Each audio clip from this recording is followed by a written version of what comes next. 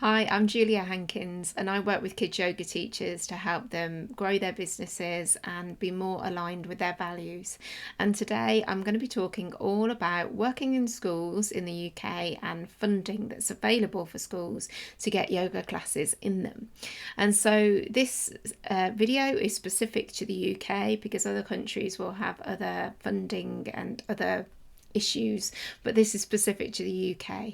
And so in this video, I'll be talking all about the primary PE and sports premium fund. It's really long-winded. Lots of people just call it sports premium, but the long version is primary PE and sport premium fund.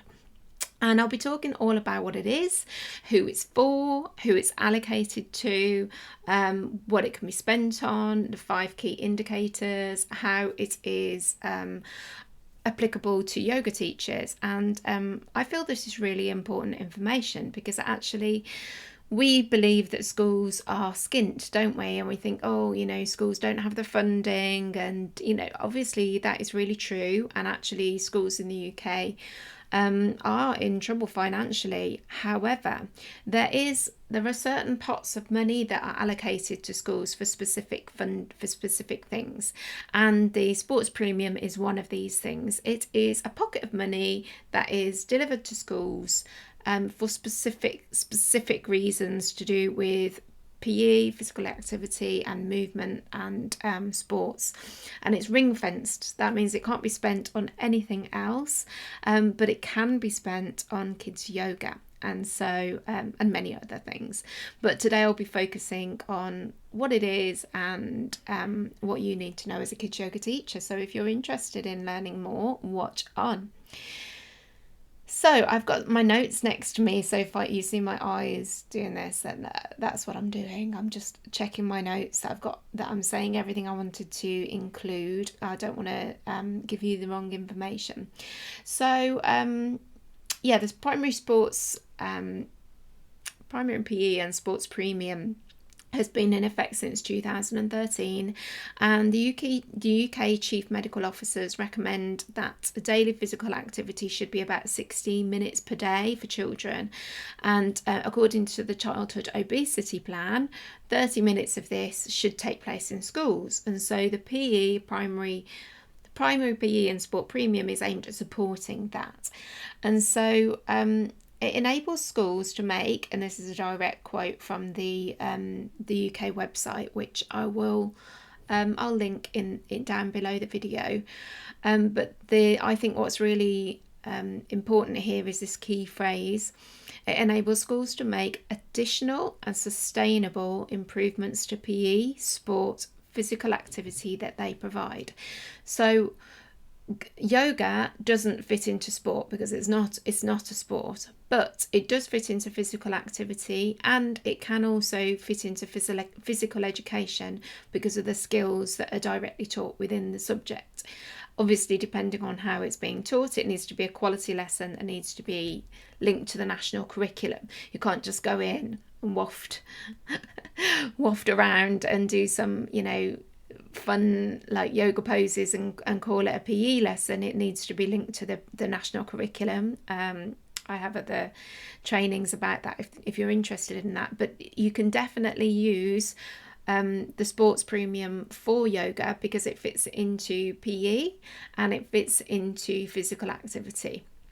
And so the goals of the fund are to increase physical activity and ensure that there's equal access to high quality PE provision and opportunities to experience and participate in a wide range of sports and physical activities. And again, that whole wide range, that's where yoga fits in because it's broadening the experiences of children, and we're helping to give equal access because the children probably wouldn't have experienced this activity outside of these lessons, and so you're helping give equal access in that way. And also yoga is amazing for the children who are least active. So there are some children who are disengaged in PE lessons because they they don't feel like they're that sporty, or perhaps there's some reason for it. But we know that yoga is completely inclusive. It can be adapted and changed to fit whoever is in front of us, and so it meets that inclusive and equal opportunities section too. So on the 8th of March in 2023, the funding package was announced that will be securing the funding for the academic years 2023 to 2024 and also 2024 to 2025. I don't know what's going to happen beyond that, but it's definitely secured for the current academic year that we're in and next academic year too. Also, the funding needs to be spent by 31st of July. So the academic year that we're in, which is 2023 to 2024 at the time of filming this, that spending needs to be paid, that needs to be completely committed and paid for by the 31st of July. So who is it for? I find this quite interesting actually, because primary schools encompass children from the early years all the way up to year 6. So from nursery, well, some schools have nurseries attached to them, but not all of them, but reception to year 6. But the funding is actually based on how many children there are in years 1 to 6. So if it's a school that doesn't have set year groups, so for example a special educational needs facility where they may not group children by their age but by their needs, it's based on how many children are aged between 5 and 10, and so that's what decides the money, you know, how much money is given to each school. So it's quite interesting that it's not based on children in nursery or reception. It's only based on the children in years 1 to 6. Also, you can't spend the funding just on one specific year group. So the funding can't be spent on something that will only benefit one year group. So they can't spend sports premium on you teaching yoga in year 6, because it has to benefit the whole of the school.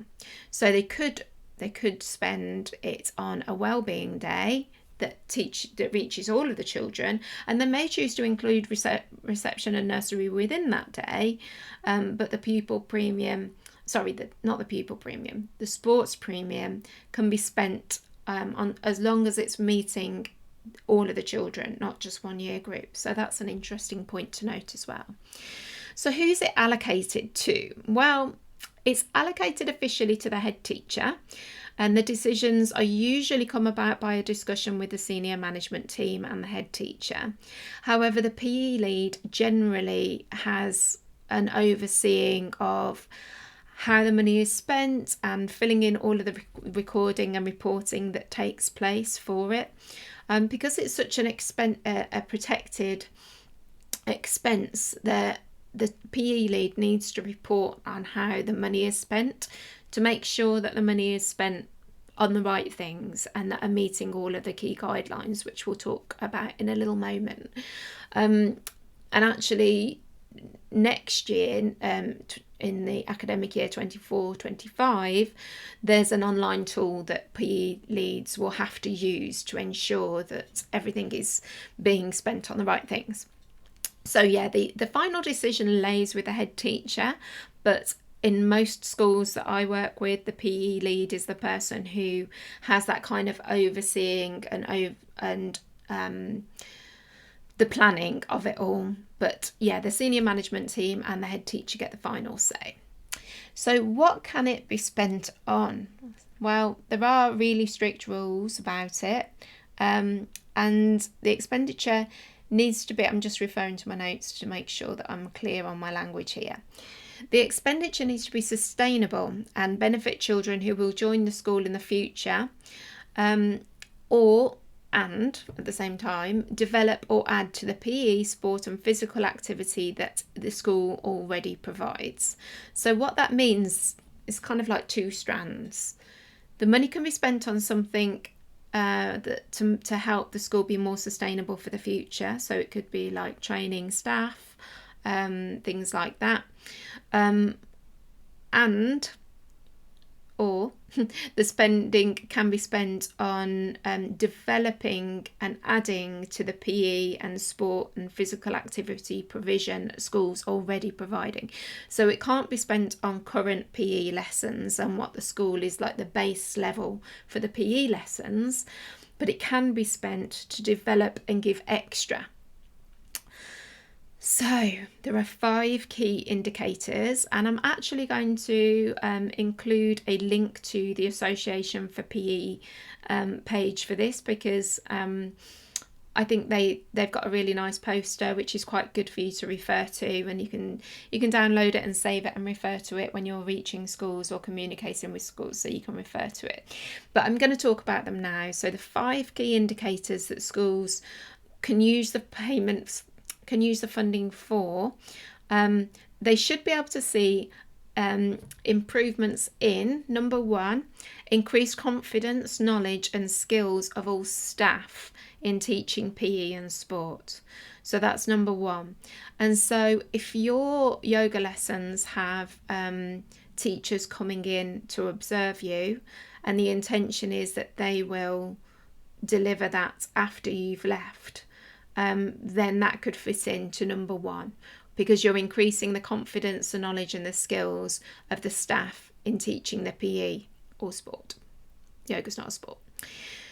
Number 2, the engagement of all pupils in regular physical activity. Well, yoga fits into that one because it's engaging all pupils, and also you would be it would be a regular physical activity that they would be joining in. So if you are delivering a series of sessions, they're regular physical activity, and you're engaging all of the pupils. So and that inclusivity is really powerful here. Number 3, the profile of PE and sport is raised across the school as a tool for whole school improvement. Well, you don't get a say about how they're using it as a tool for whole school improvement, because that's completely down to the school themselves. But I believe that when schools have external providers coming in and delivering something specific, that it does raise the profile of PE, because children are excited by it. I know for a fact that when I go into schools, the kids are like, "Yay, Julia's here!"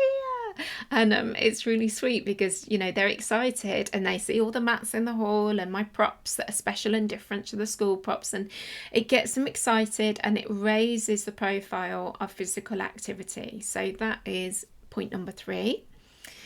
And key indicator number 4 is relevant to, so they should see an improvement in broadening experience of a range of sports and activities offered to all pupils. So here we are again, offering a broader experience to children that may not necessarily experience it. So yoga fits in really nicely to that. And the last of the 5 key indicators is an increased participation in competitive sport. So we can't meet number 5 because yoga isn't a competitive sport. However, we can note that schools are increasing their participation in competitive sport, and so our yoga lessons can support that, because we can deliver sessions that are specific to how yoga supports our bodies when we're engaged in sports. We know many sports people who practice yoga so that it benefits their body, so that they are able to participate in a sport and to support their body in that way. So what does this all mean for us kids yoga teachers? Well, I think it's really important, because knowing which key indicators you meet is really helpful in engaging with schools and helping them to see the value in what you offer, and helping. So it's not only seeing, oh, you can fund us in this way, but it's also we can help you meet these key indicators, which schools need that. They're busy.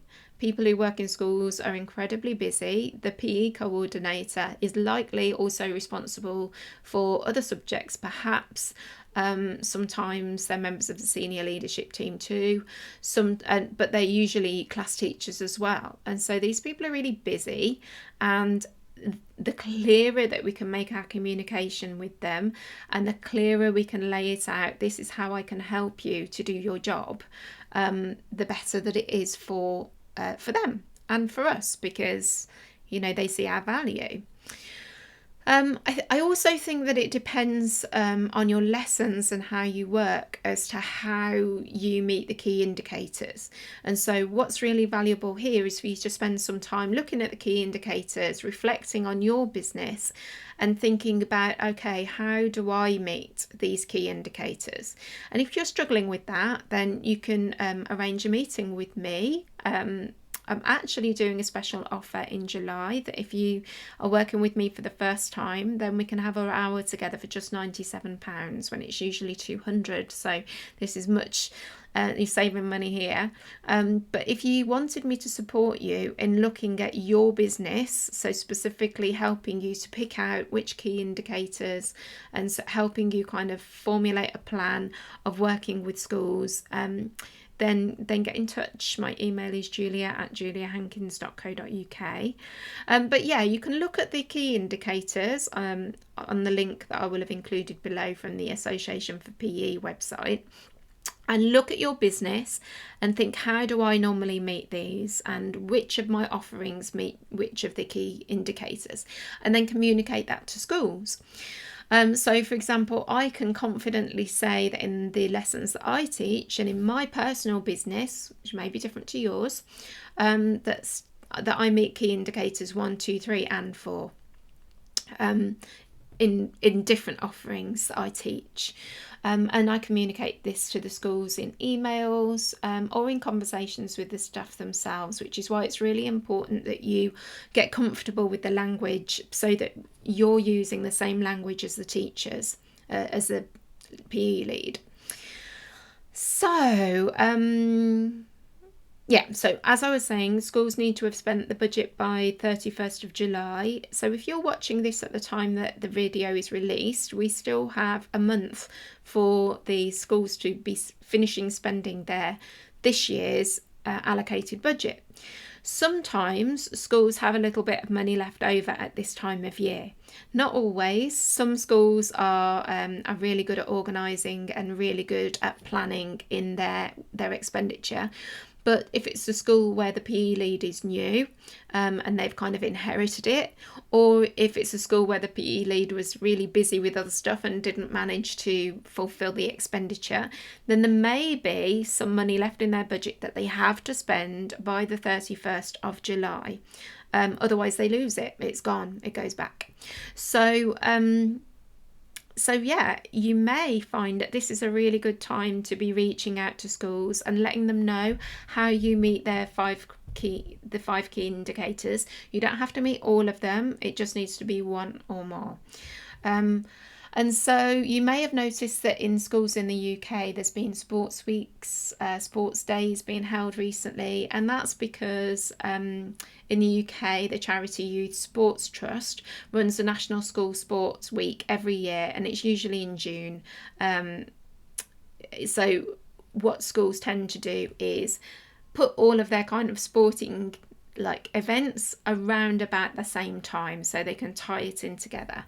And so this is particularly relevant for you because schools may be focusing more on physical activity and PE at this time because of that, and also in preparation for the end of the year, and there's a lot more time preparing for next year. The summer term tends to be a time where lots of schools are thinking about physical education and really promoting that. And also with the weather being nice, it means that they've got more flexibility, because if they've got a hall and space outside, then they can have multiple things happening at the same time. I definitely support schools during their sports days, and I'll be either in the hall or outside, or next week I'm in a teepee, which is really fun, while other activities are happening elsewhere. And so you can what you're providing can support them with the delivery of their wider curriculum. So I hope you found that helpful. It was a bit of a whistle-stop tour, but I hope that it's cleared up a few things and helped clarify what sports premium is, how it can be used, and how you, as a kids yoga teacher, can use this knowledge to support you in your business. So if you have any further questions, either comment below or email me, julia@juliahankins.co.uk, and check out the links below where I'm sharing useful information about the primary PE and sport premium, and also information about National School Sports Week. If you're not already, please like and subscribe if you like this video. Don't bother if you think it's rubbish, but if you found it helpful, please like and subscribe and click the bell for notifications. And also make sure that you're on my mailing list. I'm going to pop in a link for you to join that. And actually, if you join, then you also get a free checklist of everything that you need to teach yoga in schools. So I hope you found it useful, and I'd love to know your thoughts. And I'd also love to know if you're already delivering yoga in schools and whether you know whether this is paid for by the sports premium. As always, if you've got any more questions that you would like me to talk to, then please do get in touch through email. Thanks very much, and I'll see you on the next video.